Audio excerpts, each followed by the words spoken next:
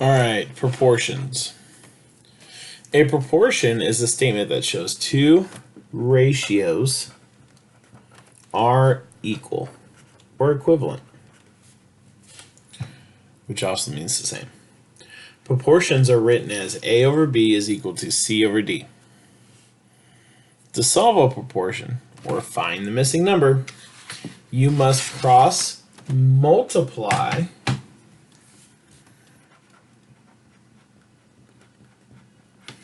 then divide.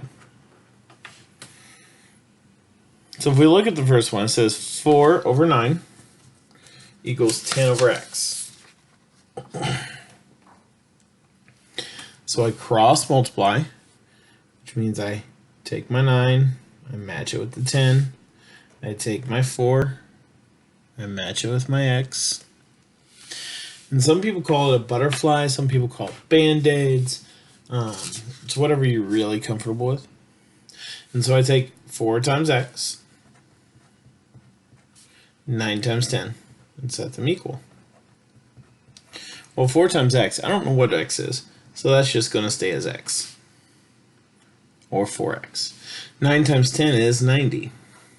So this is saying 4 times what gives me 90? Well, the only way I can answer that is if I take x and I take 90 and I divide it by 4. Well, 90 divided by 4 ends up giving me x being 22.5. Number 2. 5 over 2 equals 6 over x. So we match up our 5 and x. We match up our 6 and 2. And then we say 5 times x is equal to 2 times 6. Well, 2 times 6 is 12. So 5x equals 12. 5 times what gives me 12? Well, the only way I can find that is if I take 12 and I divide by 5, which gives me 2.4.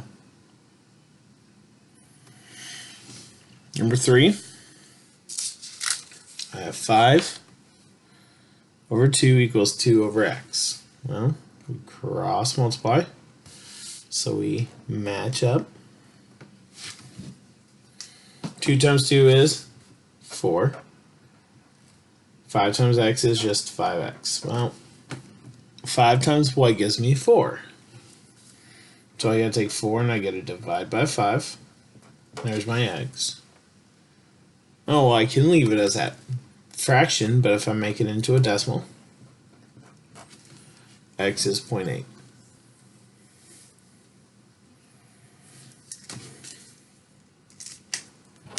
Well, let's look at number 4.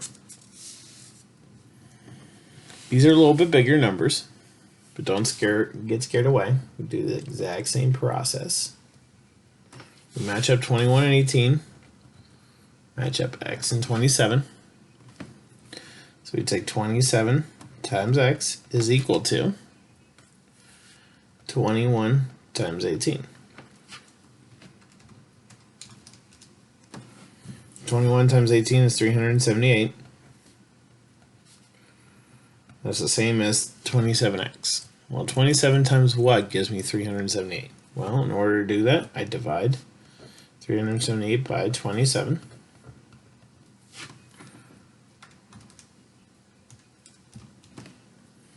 Which gives me 14.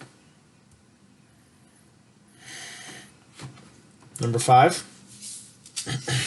15 over 21 equals 20 over a y. So I match up.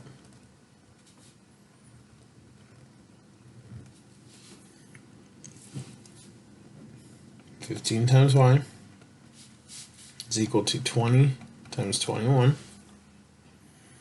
Well, 20 times 21 gives me 420. Divide by 15. because I want to know how many times 420 could be split up into 15ths. And y is 28.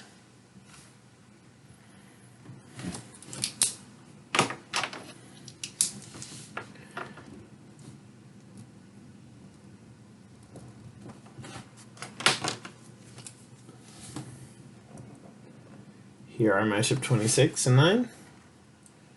B and 39. 26 times 9. 39 times B. 26 times 9 actually gives me 234. Divide that by 39.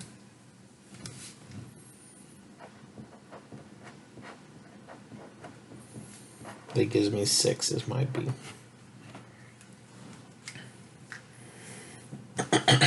Now, there are 3 ways to determine if a pair of ratios form a proportion. The first way is to reduce each ratio to simplest form.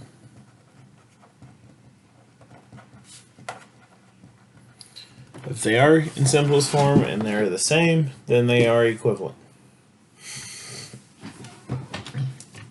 The second way is to find each decimal. Each fraction is going to have a decimal, and it's all going to determine whether you are the same by taking the top divided by the bottom. The third way is to cross multiply. If you cross multiply and they end up being the same, then you know it's a common ratio. This one is saying determine if 4 over 7 and 28 over 49 form a proportion. So the very first one, first way is to reduce, which means I take 4 over 7 and I take 28 over 49. 4 over 7 reduced is 4 over 7 because it's as reduced as you can get. 28 over 49, well, that, you can divide that by 7. That gives me 4. Because that's what 28 divided by 7 is. 49 divided by 7 is 7. Those are the exact same fraction. So this one is a proportional fraction.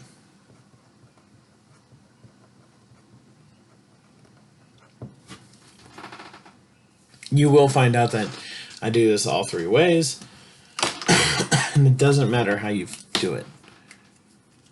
Here, to find the decimal for 4 over 7, I take 4 divided by 7. It gives me 0.571428. All of that repeating. Then I take 28 divided by 49. That gives me 0.571428 and so on. All that repeating. If those are the same, you can mark it yes, they are proportional. And the last way, cross multiplying, perhaps my favorite way. 4 over 7, 28 over 49.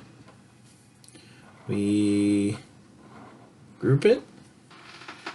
We take 4 times 49.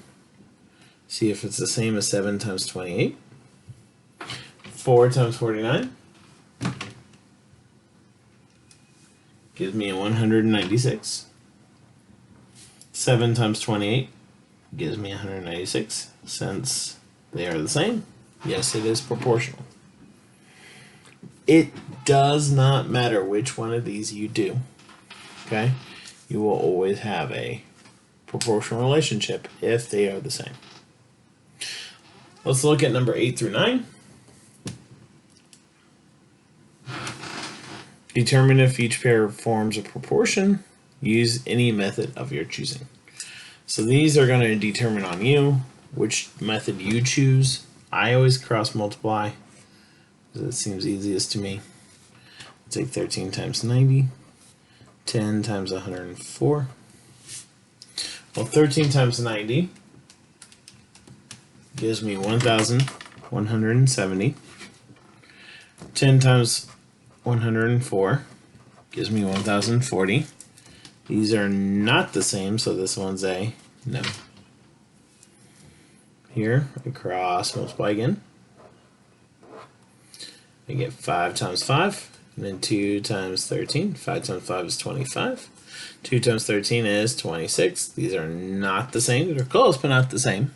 So this one is a no.